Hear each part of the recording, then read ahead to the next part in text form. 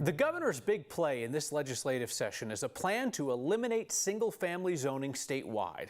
If it's passed, cities will sue, and they will have the governor's own words to use against him.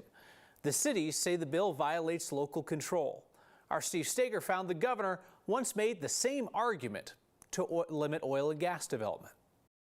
This is far beyond just a local problem. The governor's been arguing for his land use bill since the State of the State address this winter. That means we need more flexible zoning to allow more housing, streamline regulations that cut through red tape. Senate Bill 213 would do a lot of things. Among them, it would set new zoning standards for cities across the state. Some city governments aren't too keen on the state trumping their own zoning codes. There's no need to throw out 100 years plus of home rule and local control. Kevin Baumer with the Colorado Municipal League is actually making the same argument the governor made 8 years ago. I mean, I'd forgotten completely about it until I read it. Back in 2015, the oil and gas industry was suing the city of Fort Collins after FOCO residents passed a moratorium on oil and gas drilling in that city. At the time, Polis was a congressman representing Fort Collins and filed an amicus brief in that lawsuit.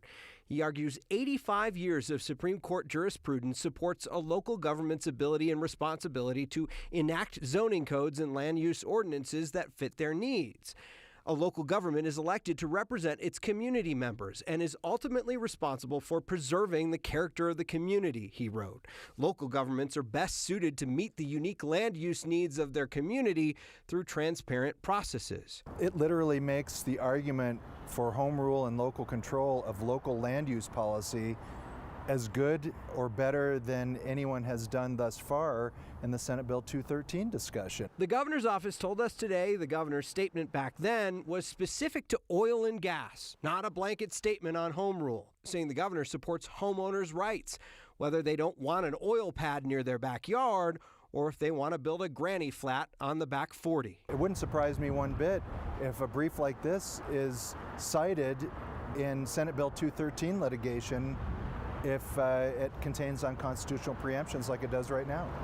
So the bill had its first hearing last week, and it was one of the longest hearings at the legislature so far this year. Hundreds of people lined up to testify. There may be amendments coming in this case, but the governor's office says that this is a case of state and local concern. Can't be solved by a single local government, which is why, Kyle, in this case, the state has to step in and set the rule. But you imagine a lot of city governments where people can actually go and testify before their city council if they don't like something are going to get involved in this. So I guess my question is is the governor's position on this now, because people can change their minds on things, is his position on it now consistent? Say like if I wanted to build a mother-in-law unit in my backyard and then also an oil rig and have my mother-in-law work on the oil rig in my backyard, is he okay with that? I don't know if your mother-in-law would be okay. Sure. But Governor Polis's office told us today that if somebody wants an oil pad in their backyard, they should have the ability to have that oil pad. And if somebody wants to build an ADU, a granny flat in their backyard, they should be able to do that too. This is the end of the game of political twister in which the remaining players are bent over backwards and sideways and so forth. Interesting story. Steve, thank you.